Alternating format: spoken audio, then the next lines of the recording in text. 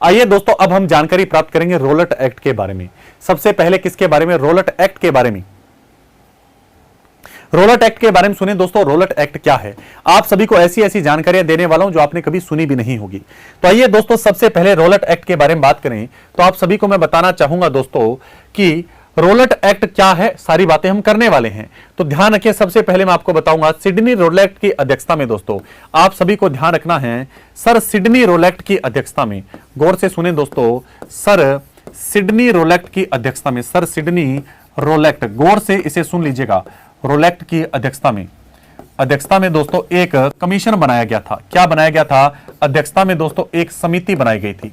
इस समिति का नाम क्या था? इस समिति का नाम सुन लीजिएगा दोस्तों। इस समिति का नाम था सैंडीसन समिति।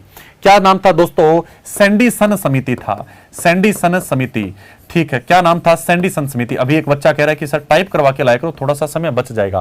प्यारे दोस्त, जब सारा दिन ऑफलाइन में हूं, सुबह 7 बजे से उठकर लगातार आप जैसे प्यारे प्यारे दोस्तों गुलगुले से सामने बैठे हों, तो दोस्तों आपकी जो मैं कक्षा लेने आता हूं, सिर्फ आधे घंटे मुझे टाइम मिलता है, जिसमें मैं करंट अफेयर पढ़कर पूरी अच्छे तरीके से आपके सामने एक्सप्लेन कर पाता हूं। क्योंकि मुझे भी पढ़ने के लिए टाइम चाहिए, आधा पौना घंटा, 1 घंटा, बस इतना समय मिलता है। पूरे दिन में इतना ही समय होता है जिसमें हम चाय कॉफी पीते हैं। तो प्यारे दोस्त, मैं कहां पर पास बैठ के करवाऊं? ऑफलाइन में व्यस्त रहता हूं, आप सभी जानते हैं क्योंकि मेरा सब्जेक्ट इंडियन और वर्ल्ड ज्योग्राफी भी है। तो ध्यान रखिए दोस्तों, सबसे पहली बात, सर सिडनी रोलट की अध्यक्षता में एक समिति बनाई गई जिसका नाम था सैंडीसन समिति। सैंडीसन समिति को दोस्तों कार्य सौंपा गया था। यह जो समिति बनाई गई थी, इसको एक कार्य सौंपा गया। इसको कार्य क्या दिया गया? इसको कार्य यह दिया गया कि अब जो भारत के अंदर दोस्तों, ध्यान रखिए, अब इसको यह काम सौंपा गया कि भारत के अंदर दोस्तों जो कि राजनीतिक आवाजें उठ रही है, भारत के अंदर क्या उठ रही है? जो लगातार राजनीतिक आवाजें उठ रही है, राजनीतिक आवाजें उठ रही है, इनके खिलाफ दोस्तों ऐसे कानून बनाओ जो कि ब्रिटिश एम्पायर के लिए अच्छे हों। ऐसे कानून बनाओ दोस्तों। यह बात स्पष्ट तौर पर है कि इसको एक ही, ध्यान रखिए, खास तौर पर मैं आपको बताना चाहूंगा, इसको एक ही चीज सौंपी गई थी। इसको एक ही चीज सौंपी गई थी कि भारत के अंदर दोस्तों राजनीतिक आवाजें उठ रही है, आप ऐसे कानून बनाओ, ऐसे कानून बनाओ, ध्यान रखिए, ऐसे कानून बनाओ, ऐसे कानून बनाओ जिससे दोस्तों उन्हें दबाया जा सके, जो ब्रिटिश एम्पायर के लिए अच्छे हों, जो ब्रिटिश एम्पायर के लिए क्या हो? उचित हो। ब्रिटिश एम्पायर के लिए क्या हो दोस्तों? ब्रिटिश एम्पायर के लिए वो उचित हो। तो ये इस समिति को काम सौंपा गया। इस समिति ने दोस्तों क्या कर दिया? सर सिडनी रोलट की अध्यक्षता में एक कानून बनाया जिसे आप सारे किस नाम से जानते हैं? रोलट एक्ट के नाम से जानते हैं। यह रोलट एक्ट की समिति कब बनी थी? यह समिति बनी थी वर्ष 2018 में, वर्ष 2018 में। और रोलट एक्ट जो कानून बनाया गया दोस्तों, ये रोलट एक्ट सन 1919 में लागू किया गया। लागू कब किया गया था दोस्तों? सन 1919 में लागू किया गया था। अब दोस्तों रोलट एक्ट में ऐसी क्या बातें थी? इसमें रोलट एक्ट में दोस्तों क्या शर्तें रखी गई कि सारे भारतीय दोस्तों इसकी क्या हो गए? विरोध पर उतर गए। ऐसी क्या शर्तें थी? तो पहली शर्त तो यह थी दोस्तों, सबसे महत्वपूर्ण सुने, सबसे पहला इसमें इस एक्ट के द्वारा दोस्तों क्या अधिकार दिया गया?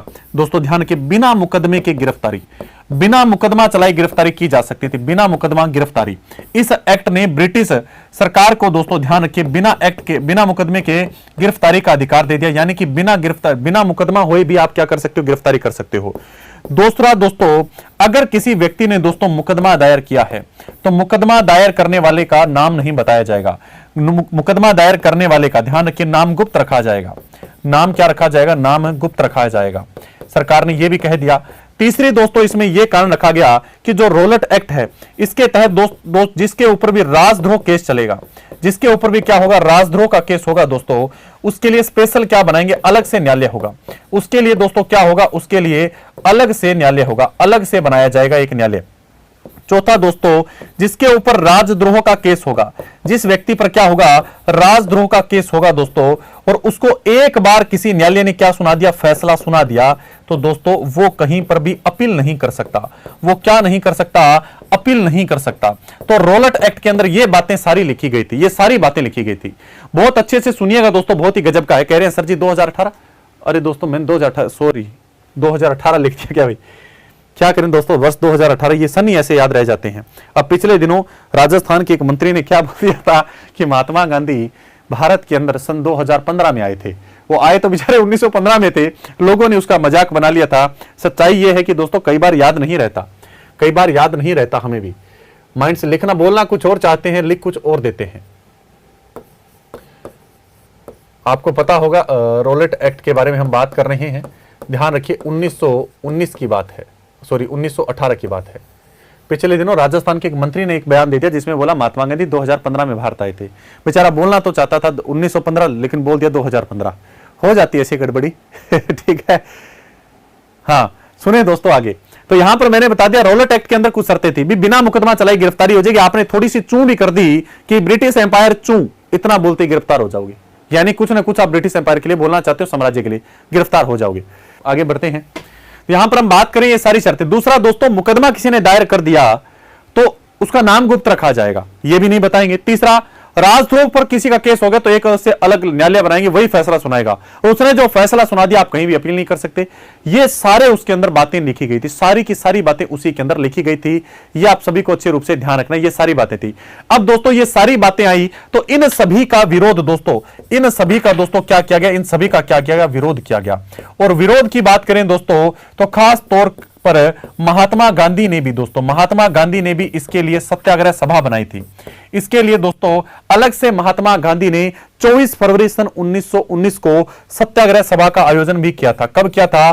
24 फरवरी 1919 को। 24 फरवरी सन 1919 को दोस्तों क्या किया था?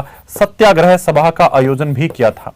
इसके लिए महात्मा गांधी ने सत्याग्रह सभा का दोस्तों क्या किया था? आयोजन भी किया था। सारे लोग लगातार दोस्तों यही कह रहे थे ये तो काला कानून है, ये गलत कानून है, लगातार यही बात बोली। और सत्याग्रह सभा के माध्यम से गांधी जी ने कहा अरे भाई शांत रहो, विरोध हम करेंगे। ध्यान रखिए तब सत्याग्रह सभा का आयोजन किया और इसमें महात्मा गांधी ने कहा कि एक तो हम सत्य के मार्ग पर चलते हुए, और दोस्तों हिंसा को तो बिल्कुल नहीं अपनाएंगे, अहिंसा और सत्य के मार्ग पर चलते हुए हम दोस्तों इस सत्याग्रह सभा के माध्यम से क्या करेंगे? अंग्रेजों का विरोध करेंगे।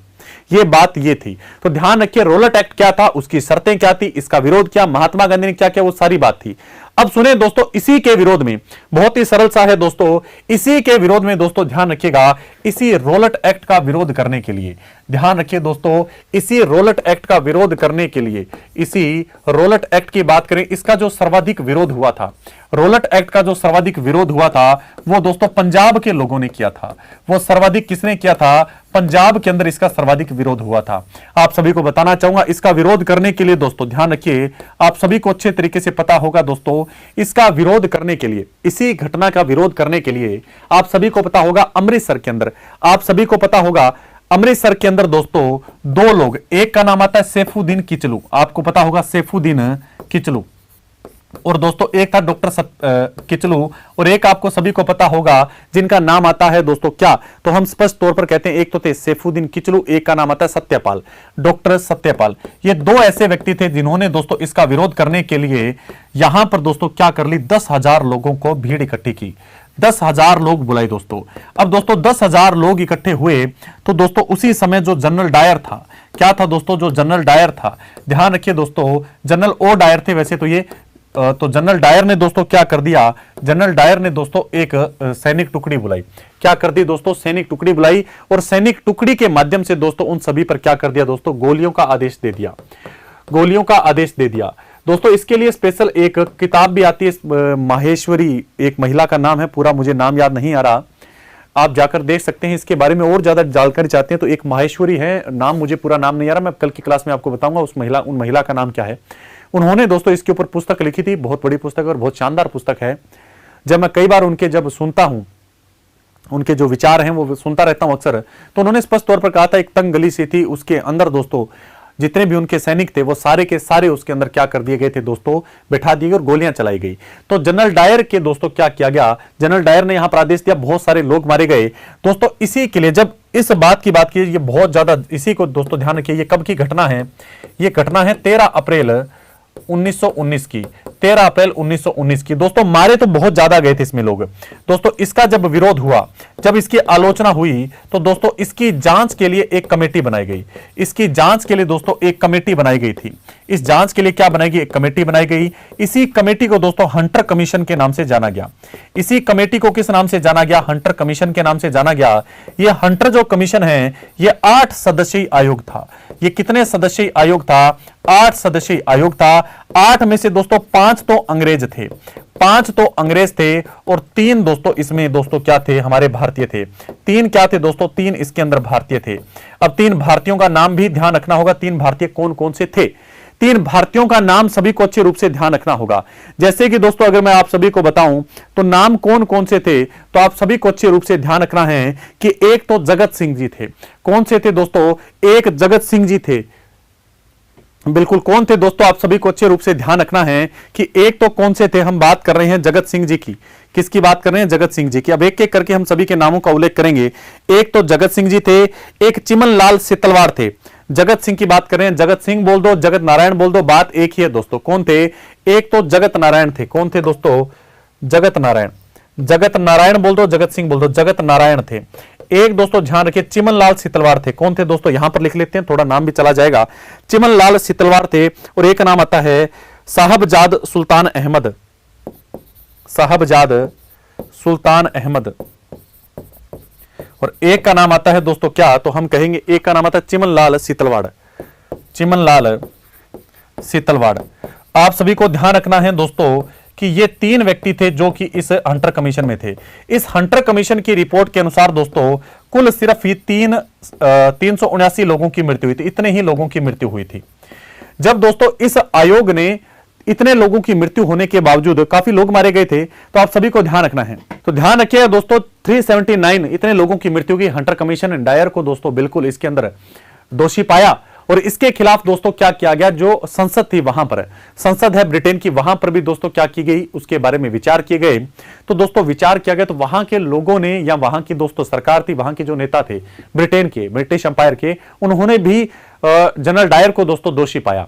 लेकिन उनमें से दोस्तों जब ये अपर हाउस में गई बात, लोअर हाउस और अपर हाउस वहां पर दो होते हैं, अपर हाउस में बात गई तो वहां पर क्या कहते हैं कि ये मानते हैं कि इन्होंने दोस्तों गलत तरीका अपनाया, इनका सोच गलत नहीं थी। वो स्पष्ट पर क्या बोलते हैं वहां पर जनरल डायर के लिए कि जनरल डायर ने तरीका गलत अपनाया, गलत किया, लेकिन इनकी सोच गलत नहीं थी। इन्होंने ब्रिटिश एम्पायर के लिए क्या होना चाहिए वही कार्य किए थे। और ये ऐसा व्यक्ति जिसने ब्रिटिश एम्पायर को स्थापित करने में बहुत ज्यादा मदद की है दोस्तों। वहां पर जनरल डायर की बहुत ज्यादा क्या की गई थी? प्रशंसा की गई थी। हालांकि उधम सिंह ने सन 1940 के अंदर इनकी हत्या भी कर दी थी। डायर के नाम से दो व्यक्ति हुए थे दोस्तों।